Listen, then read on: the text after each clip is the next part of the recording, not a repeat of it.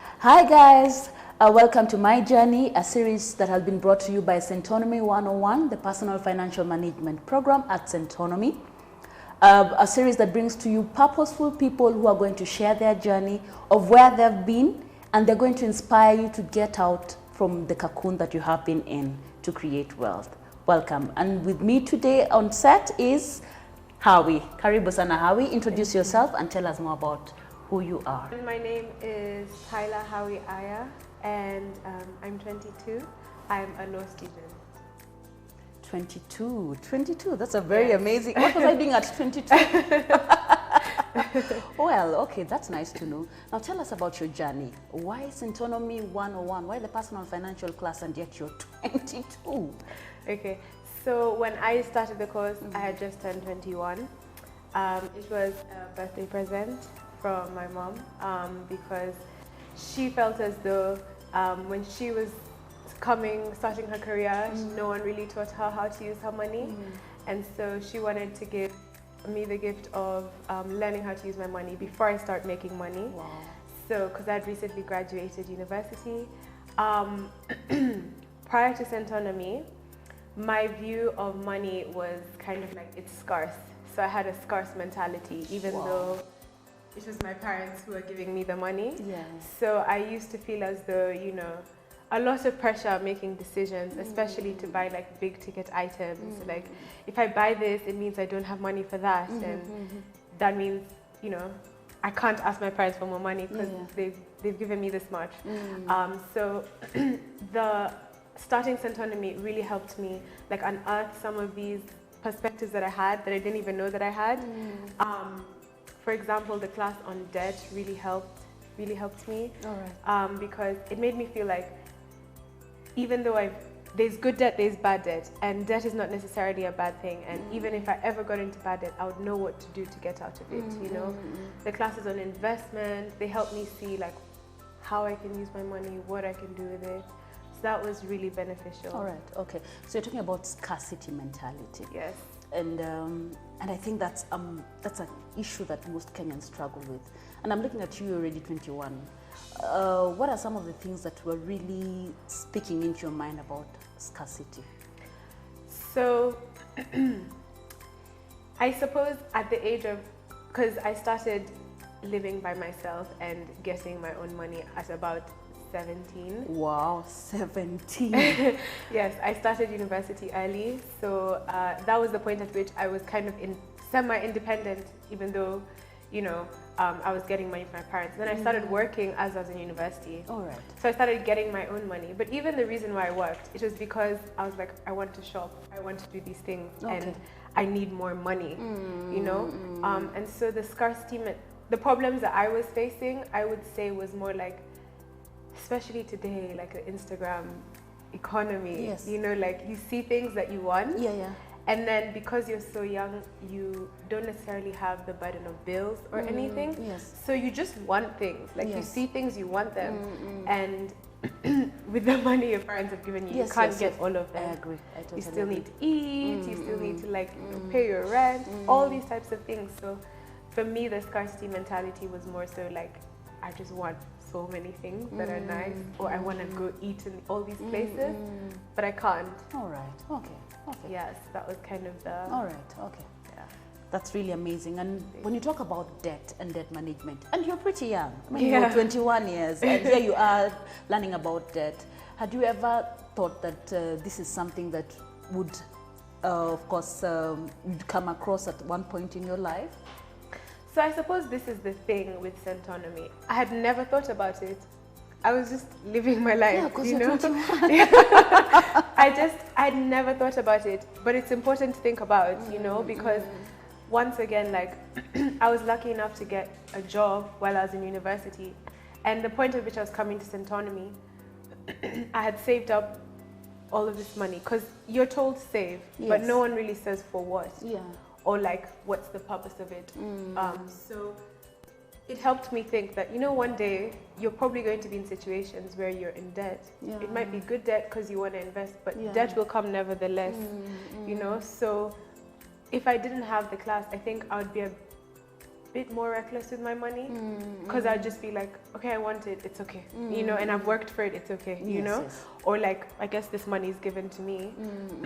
But Centonomy helped me realize like there's a long term thing that, you know, you need to think about in terms of investments, in terms of savings, even in terms of the things you spend your money on. I remember one of the classes was talking about how like things like your car or your house, those are not investments because they're not bringing you any money, you know. It's like, that's like a reality, it's a check, you know. So it helped me think about those things and really see the reality, so that when I'm older and actually in my career and making money, it doesn't have to shock me at that point. Amazing. You know? So the information was quite helpful. It was very helpful. All right, that's really amazing. What was the highlight of this entire program for you? So definitely the highlight was the class about abundant living. Oh, that's that's the title, I hope.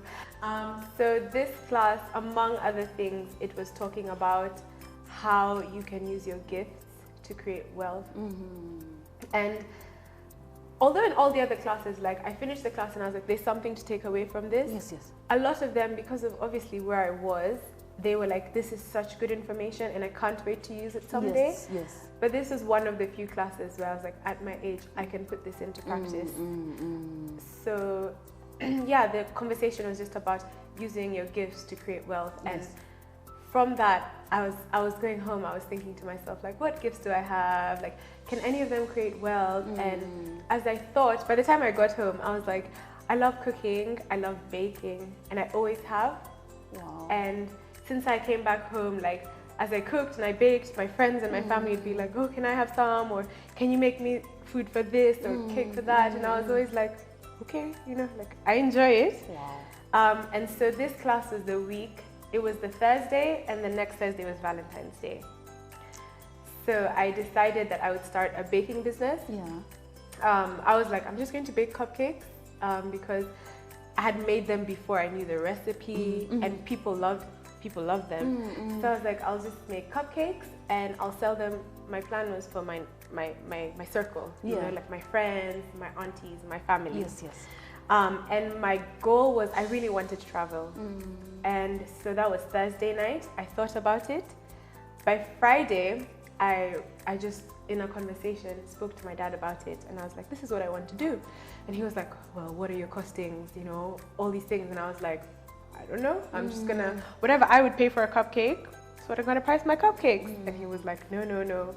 So we spent a whole afternoon creating an Excel sheet, like, went through the price of like, what is the price of like 1 teaspoon of sugar, you know, like the exact recipe to get the price of what it costs to make a cupcake, plus calculating my time, because I was a student, a law student at the time.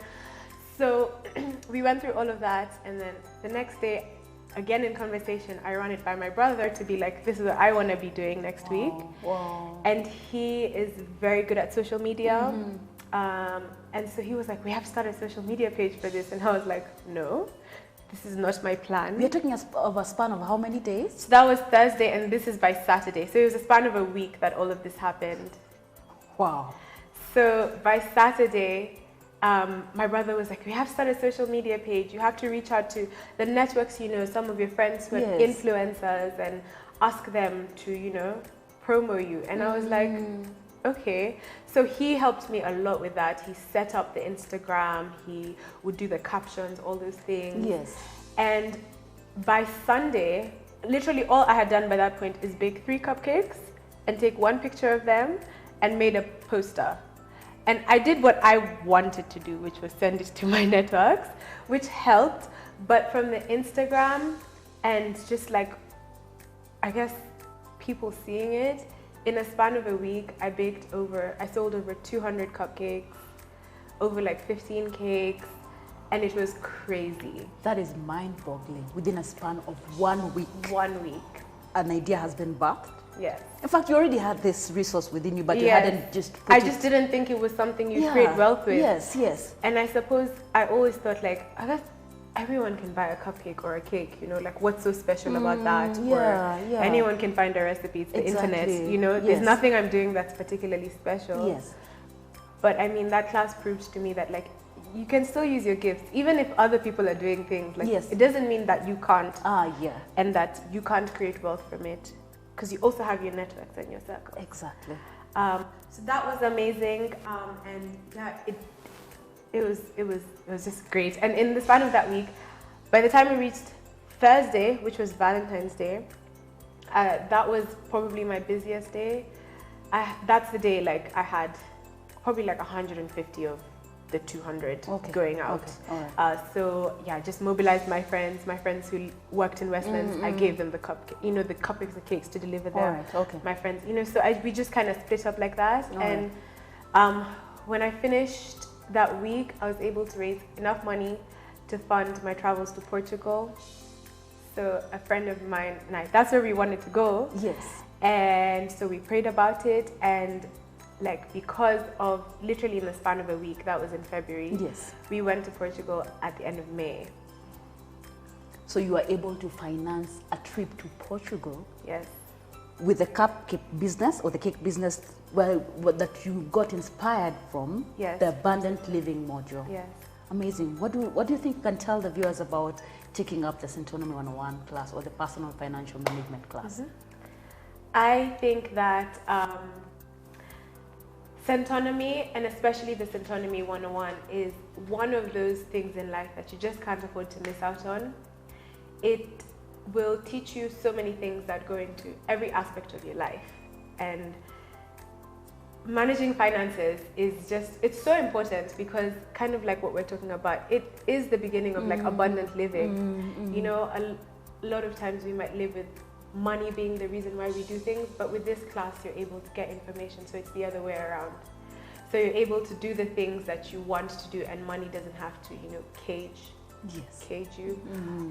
So I can't recommend Centonomy enough, really, because even at this age it's been so beneficial to me, and I probably have a lot less money than most people. Amazing. So I would like thoroughly and highly encourage you to come. It's going to be life-changing, perspective-changing, yes. Wow, that is Hawa's journey. That might be you. Are you 30? Are you 45? Are you 50? She's only 22 and she's managed to finance her trip to Portugal. What an amazing story. Abundant living birthed that.